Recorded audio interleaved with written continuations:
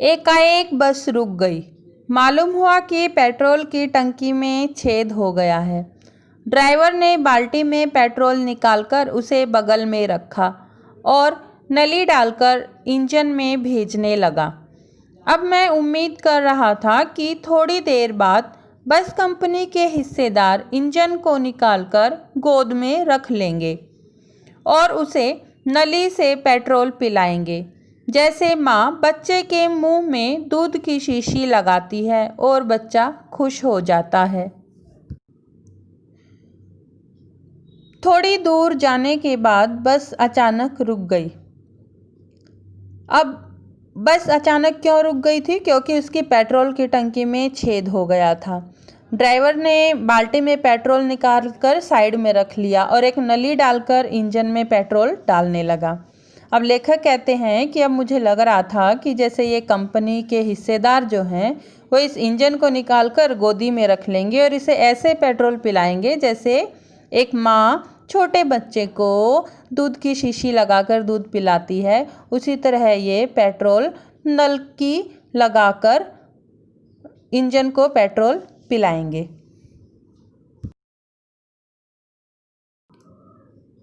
बस की रफ्तार अब 15-20 मील हो गई थी।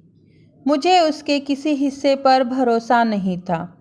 ब्रेक फेल हो सकता है, स्टीयरिंग टूट सकता है। प्रकृति के दृश्य बहुत लुभावने थे। दोनों तरफ हरे भरे पेड़ थे जिन पर पक्षी बैठे थे। मैं हर पेड़ को अपना दुश्मन समझ रहा था।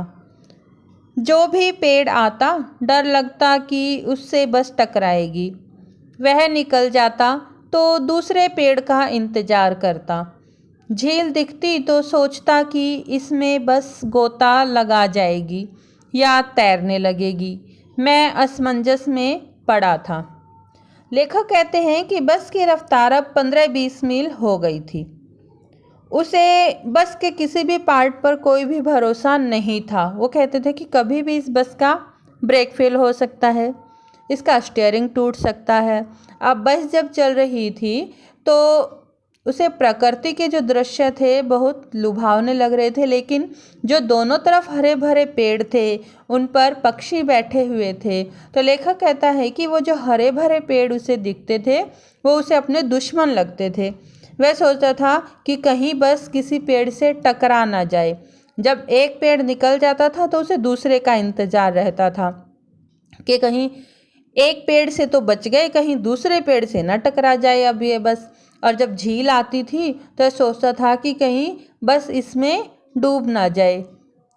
वह बहुत चिंतित था। लेखक बहुत चिंतित था कि हम घर पर अच्छी प्रकार पहुँचेंगे या नहीं पहुँचेंगे।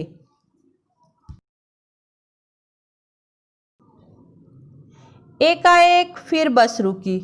ड्राइवर ने तरह तरह की तरकीबें की पर वह चली नहीं। सविनय अवज्ञा आंदोलन शुरू हो गया था। कंपनी के हिस्सेदार कह रहे थे, बस तो फर्स्ट क्लास है जी, यह तो संयोग की बात है। अचानक बस फिर से रुक गई। ड्राइवर ने बहुत कोशिश की, अलग अलग तरह की तरकीबें की, लेकिन वह बस नहीं चली। अब सविनय अवज्ञा आंदोलन शुरू हो गया था। सविनय अवज्ञा आंदोलन मतलब कि ड्राइवर जो है वो बस को चलाने की कोशिश कर रहा है लेकिन बस नहीं चल रही है। कंपनी के जो हिस्सेदार थे वे कह रहे थे कि बस तो हमारी फर्स्ट क्लास है, लेकिन वो तो कभी कभी ऐसा हो जाता है कि बस नहीं चलती है। क्षीण चांदनी में वृक्षों की छाया के नीचे बस बड़ी दयनीय लग रही थी। लगता जैसे कोई वृद्धा थक कर बैठ गई हो। हमें ग्लानि हो रही थी कि बेचारी पर लदकर हम चले आ रहे हैं। अगर इसका प्राणांत हो गया तो इस बियाबान में हमें इसका अंतिम संस्कार करना पड़ेगा। चिंताजनक दृश्य था।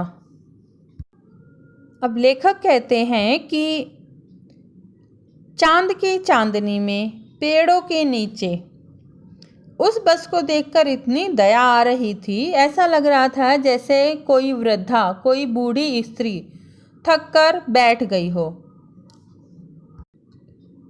लेखक कहते हैं कि हमें बहुत पछतावा हो रहा था कि हम इस बेचारी पर, इस वृद्धा पर लद कर बैठ गए हैं। अगर इसका प्राणांत हो गया, यानी अगर इसकी मृत्यु हो गई, तो इस सुनसान जंगल में हमें इसका अंतिम संस्कार करना पड़ेगा। यह बहुत चिंताजनक दृश्य था। हिस्सेदार साहब ने इंजन खोला और कुछ सुधारा। बस आगे चली। उसकी चाल और कम हो गई थी। लेखक कहते हैं कि उस कंपनी के हिस्सेदार ने बस के इंजन को खोला और उसमें कुछ सुधार किया। बस सुधार करने के बाद बस थोड़ा आगे चली, लेकिन उसकी स्पीड जो थी वह कम हो गई थी। धीरे धीरे वृद्धा की आंखों की ज्योति जाने लगी। चांदनी में रास्ता टटोलकर वह रेंग रही थी। आगे या पीछे से कोई गाड़ी आती दिखती तो वह एकाएक किनारे खड़ी हो जाती और कहती, निकल जाओ बेटी, अपनी तो वह उम्र ही नहीं रही। लेखक कहते हैं कि जैसे एक बूढ़ी स्त्री की आंखों की रोशनी धीरे धीरे जाने लगती है, उसी प्रकार इस बस की भी जो लाइट हैं वो धीरे धीरे कम होने लगी थी। अब चांद की चांदनी में ही वो रास्ता टटोल कर चल रहे थे। आगे या पीछे से कोई भी गाड़ी आती हुई दिखती थी तो वो एक साइड में खड़ी हो जाती थी और कहती थी जैसे कि तुम ही निकल जाओ, अब मेरी तो यह उम्र नहीं रही। जैसे एक बूढ़ी स्त्री बोलती है कि जब कोई जाता है तो बूढ़ी स्त्री बोलती है ना कि बेटा यहाँ सामने से अब तुम निकल जाओ, मैं बाद में चली जाऊंगी। इसी प्रकार वह बस भी एक साइड खड़ी हो जाती थी और दूसरे व्हीकल्स को जाने के लिए बोलती थी। एक पुलिया के ऊपर पहुंचे ही थे कि एक टायर फिस करके बैठ गया। वह बहुत जोर से हिलकर थम गई। अगर स्पीड में होती तो उछलकर नाले में गिर जाती। मैंने उस कंपनी के हिस्सेदार की तरफ पहली बार श्रद्धा भाव से देखा। लेखक कहते हैं कि एक पुलिया के पास पहुंचे ही थे, एक पुलिया के ऊपर पहुंचे थे कि टायर जो था बस का वो फिस करके बैठ गया, यानी पंचर हो गया था टायर। और वह जो बस थी वो बहुत ज़ोर ज़ोर से हिलकर रुक गई और अगर वह स्पीड में होती तो शायद वह नाले में गिर जाती। फिर लेखक कहते हैं कि मैंने उस कंपनी के हिस्सेदार की तरफ पहली बार श्रद्धा भाव से देखा, यानी उस कंपनी के हिस्सेदार की तरफ देखा कि भाई हम मरते मरते बच गए।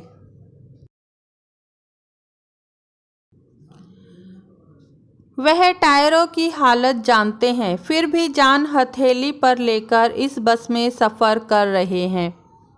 उत्सर्ग की ऐसी भावना दुर्लभ है। सोचा इस आदत के साहस और बलिदान भावना का सही उपयोग नहीं हो रहा है। इसे किसी क्रांतिकारी आंदोलन का नेता होना चाहिए। अगर बस नाले में गिर पड़ती और हम सब मर जाते तो देवता बाहें पसारे हमारा इंतजार कर कहते, वह महान आदमी आ रहा है जिसने एक टायर के लिए प्राण दे दिए। मर गया पर टायर नहीं बदला। वह महान आत्मा का स्वरूप दूसरा घिसा टायर लगाने लगा। टायर लगाकर बस फिर चली।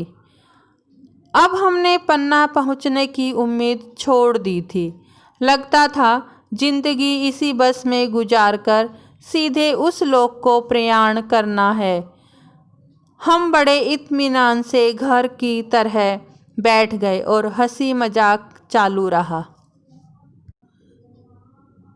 लेखक कहते हैं कि उन्होंने उस कंपनी के हिस्सेदार की तरफ ऐसे क्यों देखा, क्योंकि वह टायरों की हालत जानते थे। फिर भी जान हथेली पर लेकर वो इस बस में सफ़र कर रहे थे। इस साहस को तो ऐसे इंसान को तो किसी क्रांतिकारी आंदोलन में भाग लेना चाहिए, जो यह जानता है कि यहाँ पर मेरी जान को खतरा है, फिर भी वो उसी बस में सफ़र कर रहा है। तो ऐसे इंसान को तो क्रांतिकारी आंदोलन में भाग लेना चाहिए, उसका नेता होना चाहिए। अगर बस नाले में गिर जाती और हम सब मर जाते तो ऊपर से देवता हमारा बाहें पसारे हमारा इंतज़ार करते और कहते कि ये देखो, यह वह महान आदमी है जिसने एक टायर के लिए अपनी जान दे दी, पर टायर नहीं बदला बस का, वह महान आत्मा का स्वरूप।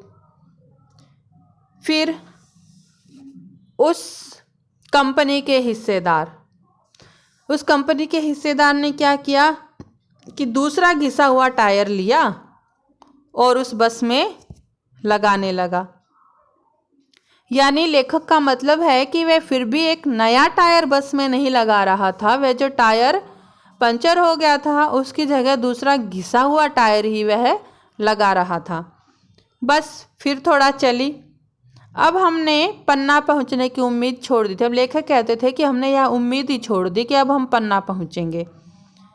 लेखक कहते हैं कि उन्हें ऐसा लगता था जैसे उनकी जो ज़िंदगी है वो इसी बस में गुजर जाएगी और उन्हें उस लोक को प्रस्थान करना है। अब बड़े इत्मीनान से वह जैसे घर में बैठते हैं ऐसे ही वो बैठ गए और सब हंसी मजाक करने लगे। तो बच्चों, हमने इस पाठ में पढ़ा कि कैसे लोग अपने थोड़े से स्वार्थ के लिए लोगों की जान जोखिम में डालते हैं। जैसे इस बस की हालत बहुत ख़राब थी, कहीं भी यह बस गिर सकती थी, कहीं भी टकरा सकती थी। फिर भी इस बस को चलाने वाले अपने थोड़े से स्वार्थ के लिए यात्रियों की सुविधा का ध्यान न रखते हुए टूटी फूटी बस को ही चला रहे थे, जिससे उन सब लोगों की जान भी जा सकती थी।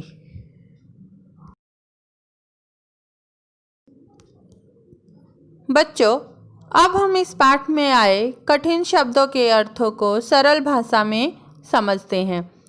तय, निश्चय, बियाबान, सुनसान जंगल, गोता, डुबकी, प्रयाण, प्रस्थान, शीशी, बोतल, ग्लानि, पछतावा,